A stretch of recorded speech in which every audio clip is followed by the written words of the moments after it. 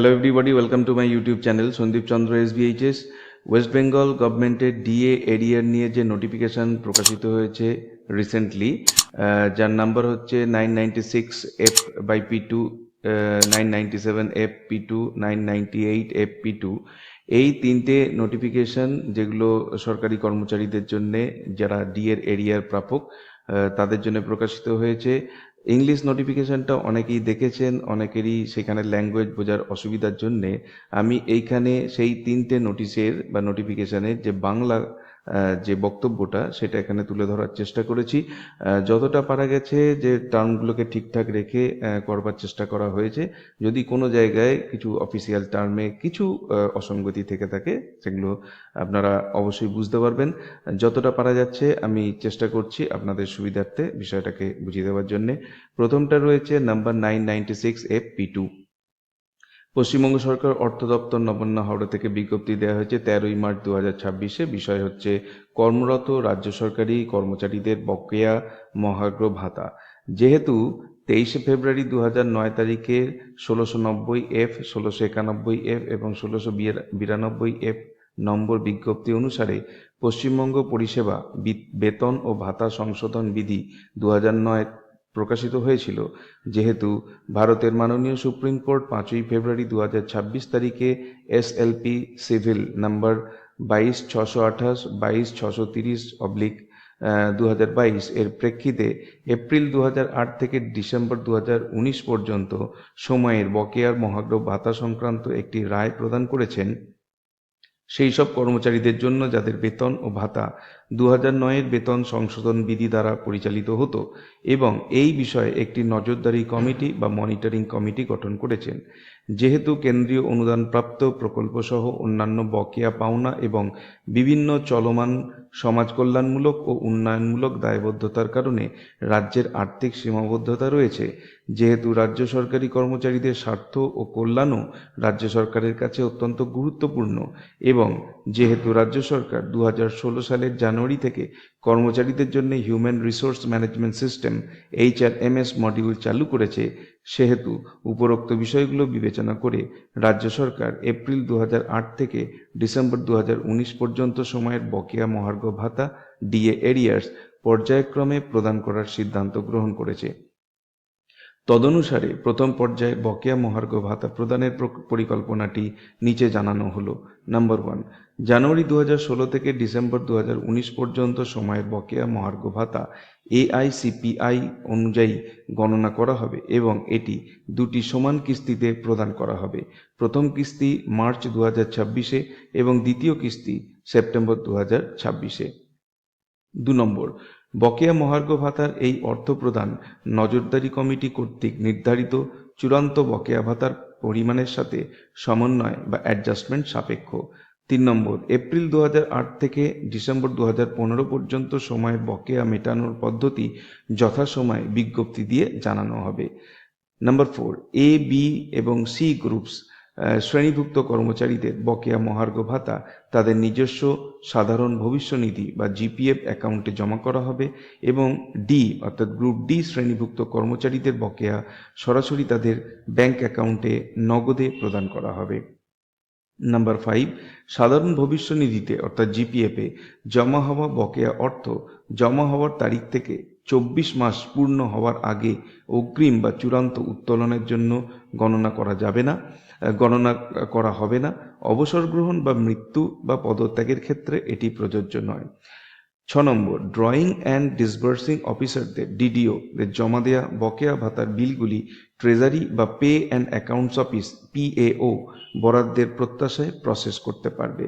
HRMS পোর্টালে এই বকেয়া বিল তৈরির সুবিধার্থে প্রয়োজনীয় প্রযুক্তিগত আপডেট করা হচ্ছে। এই বিষয়ে অনুসরণীয় নির্দেশিকা SOP আলাদাভাবে জারি করা হচ্ছে। নোটিফিকেশন দিয়েছেন অতিরিক্ত মুখ্য সচিব, পশ্চিমবঙ্গ সরকার। পরের যে নোটিফিকেশন সেটা হচ্ছে নাম্বার 997F/P2। এটারও বিষয় হচ্ছে বর্তমান পেনশনভোগী ও প্রাক্তন কর্মচারীদের বকেয়া মহার্ঘ ভাতা DA বা মহার্ঘ ত্রাণ DR বক্তব্য হচ্ছে, যেহেতু পশ্চিমবঙ্গ পরিষেবা বেতন ও ভাতা সংশোধন বিধি 2009 প্রকাশিত হয়েছিল এবং যেহেতু ভারতের মাননীয় সুপ্রিম কোর্ট 5ই ফেব্রুয়ারি 2026 তারিখে এক রায়ের মাধ্যমে এপ্রিল 2008 থেকে ডিসেম্বর 2019 পর্যন্ত সময়ের বকেয়া মহার্ঘ ভাতার বিষয়ে একটি নজরদারি কমিটি গঠন করেছেন, যেহেতু আর্থিক সীমাবদ্ধতা সত্ত্বেও রাজ্য সরকার তার প্রাক্তন কর্মচারীদের স্বার্থ ও কল্যাণে প্রতিশ্রুতিবদ্ধ এবং যেহেতু 2016 সাল থেকে HRMS মডিউল চালু হয়েছে, সেহেতু রাজ্য সরকার এপ্রিল 2008 থেকে ডিসেম্বর 2019 পর্যন্ত সময়ের বকেয়া মহার্ঘ ভাতা ডিএ বা মহার্ঘ ত্রাণ ডিআর পর্যায়ক্রমে প্রদান করার সিদ্ধান্ত গ্রহণ করেছে। প্রথম পর্যায়ের প্রদানের পরিকল্পনাটি নিচে জানানো হলো। নাম্বার 1, জানুয়ারি 2016 থেকে ডিসেম্বর 2019 পর্যন্ত সময়ের বকেয়া ডিএ অর ডিআর এআইসিপিআই অনুযায়ী গণনা করা হবে এবং দুটি সমান কিস্তিতে মার্চ 2026 ও সেপ্টেম্বর 2026-এ প্রদান করা হবে। নাম্বার 2, এই অর্থ প্রদান নজরদারি কমিটি কর্তৃক নির্ধারিত চূড়ান্ত বকেয়া ভাতার পরিমাণের সাথে সমন্বয় সাপেক্ষ। নাম্বার 3, এপ্রিল 2008 থেকে ডিসেম্বর 2015 পর্যন্ত সময়ের বকেয়া মেটানোর পদ্ধতি যথাসময়ে জানানো হবে। নাম্বার 4, বর্তমান পেনশনভোগীদের বকেয়া ডিএ অর ডিআর সরাসরি তাদের ব্যাংক অ্যাকাউন্টে নগদে জমা দেওয়া হবে। নাম্বার 5, কলকাতার বাইরে ট্রেজারি থেকে পেনশন গ্রহণকারীদের বকেয়া সংশ্লিষ্ট ট্রেজারি থেকে বিতরণ করা হবে। কলকাতার ক্ষেত্রে প্রধান মহা হিসাবরক্ষক A&E সংশ্লিষ্ট ব্যাংকগুলিকে প্রয়োজনীয় নির্দেশ দেবেন। নাম্বার 6, এই ব্যয় 2071 pension and other pension benefits খাতের অন্তর্ভুক্ত হবে। নাম্বার 7, যারা ইস্তফা দিয়েছেন বা বর্তমানে পেনশনভোগী কিন্তু 2016 থেকে 2019-এর মধ্যে কর্মরত ছিলেন, তাদের বকেয়া সংশ্লিষ্ট পেনশন অনুমোদনকারী কর্তৃপক্ষ PSA গণনা করবেন এবং DDO এর মাধ্যমে প্রদান করা হবে। অ্যানেক্সচার এ সংক্ষেপিত পদ্ধতি। বর্তমান স্থিতি: ট্রেজারি পেনশনভোগী বকেয়া সময়কাল 2016 থেকে 2019 গণনা পদ্ধতি: ট্রেজারি গণনা করবে সিস্টেম CTS পেনশন বিতরণকারী কর্তৃপক্ষ ট্রেজারি। বর্তমান স্থিতি: ব্যাংক অন্যান্য রাজ্যের AG এর মাধ্যমে পেনশনভোগী বকেয়া সময়কাল 2016 থেকে 2019 গণনার পদ্ধতি হচ্ছে সংশ্লিষ্ট ব্যাংক অর AG গণনা করবে সিস্টেম সংশ্লিষ্ট ব্যাংকিং সিস্টেম বিতরণকারী কর্তৃপক্ষ ব্যাংক বা সংশ্লিষ্ট AG। বিশেষ দ্রষ্টব্য: মৃত কর্মচারী বা পেনশনভোগী যদি হন, মৃত ব্যক্তির ক্ষেত্রে তার মনোনীত উত্তরাধিকারী নমিনি বা আইনগত উত্তরাধিকারী এই বকেয়া অর্থ পাওয়ার যোগ্য হবেন। পদত্যাগকারী কর্মচারী 2016 থেকে 2019-এর মধ্যে কর্মরত থেকে পদত্যাগ করেছেন এমন প্রাক্তন কর্মচারীরা নথিপত্র যাচাই সাপেক্ষে এই বকেয়া পাবেন। তাদের শেষ অফিসের প্রধান অর্থাৎ HOO এর কাছে আবেদন করতে হবে। HRMS এর বাইরে থাকা কর্মচারী: যে সকল প্রাক্তন ও বর্তমান কর্মচারী 2016 থেকে 2019 সময়ের HRMS এর মাধ্যমে বেতন পাননি কিন্তু এই বকেয়া পাওয়ার যোগ্য, তারাও উপযুক্ত যাচাইয়ের জন্য তাদের শেষ অফিসের প্রধানের কাছে আবেদন করতে পারবেন। এই নোটিফিকেশনে দিয়েছেন অতিরিক্ত মুখ্য সচিব, পশ্চিমবঙ্গ সরকার। এরপরে আসছি আমরা নাম্বার 998AP2। এটা হচ্ছে স্মারকপত্র বা মেমোরেন্ডাম। তারিখ হচ্ছে 13ই মার্চ 2026। বিষয় হচ্ছে এপ্রিল 2008 থেকে ডিসেম্বর 2019 পর্যন্ত সময়ের জন্য সাহায্যপ্রাপ্ত সংস্থা গ্র্যান্ট ইন এইড ইনস্টিটিউশনস এর কর্মচারী এবং পেনশনভোগীদের বকেয়া মহার্ঘ ভাতা DA বা মহার্ঘ ত্রাণ DR।